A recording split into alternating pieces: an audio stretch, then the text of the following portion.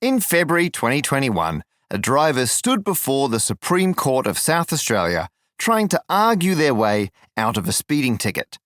Back in March 2019, they'd been caught driving their Mitsubishi Magna at 68 kilometres an hour in a 60 kilometre an hour zone.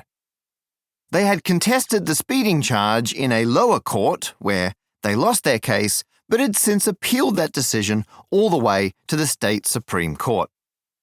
Their argument? That they had put bigger rims on their car, increasing the diameter of the wheel and rendering their speedometer inaccurate. Amazing. I said, Pythagoras in physics. A small circle spins faster than a big circle. What evidence do I need? It's mathematics, is how they explained it to the court. When asked why they did not have any calculations from an expert witness, they declared, I'm not going to pay $8,000 for an expert to come, which makes me feel like I'm undercharging for my opinions as a maths expert. I tend to give them away for free, unsolicited. And in my opinion, their defense did have potential.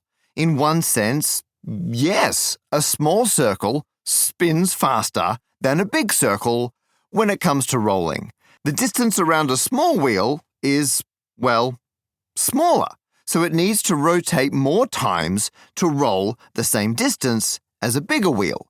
If the Mitsubishi Magna's speedometer uses the rotation of the axle to deduce the car's current speed, it would give the wrong speeds if calibrated for a different sized wheel. All of which would require calculations to back it up. Calculations the defendant did not have. It does not sound like they argued their case very well at all. The defendant was also a serial speeder, having contested 12 speeding penalties for various reasons over the previous 5 years. They lost the case. What I find most interesting, though, is the use of the word Pythagoras in the defendant's argument. The situation, in fact, had nothing to do with Pythagoras. Pythagoras was an ancient Greek philosopher and mathematician who was famously all about triangles, not circles. It seems this chancer wanted to sound more mathsy while trying to fast-talk their way out of a speeding fine, evoking the mysterious Pythagoras as a catch-all mathematical deity.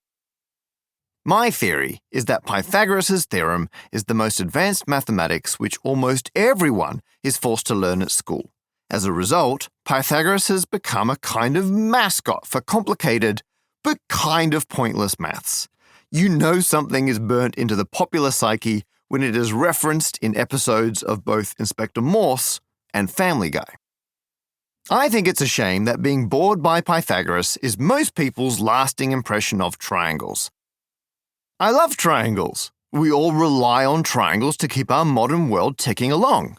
I would argue, and have done, hence the book you're listening to, that triangles unlock some of the most important bits of knowledge ever discovered by humans. Triangles are the gateway to the worlds of geometry and trigonometry. Triangles help us out in our day-to-day lives and enable the civilization around us. Also, I just think they're neat.